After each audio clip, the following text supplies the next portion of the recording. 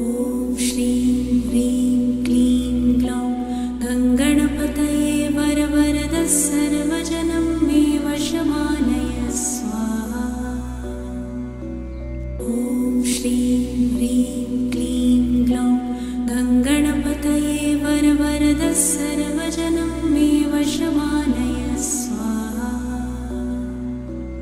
ॐ श्रीं ह्रीं क्लीं ग्लौं गङ्गणपतये वरवरद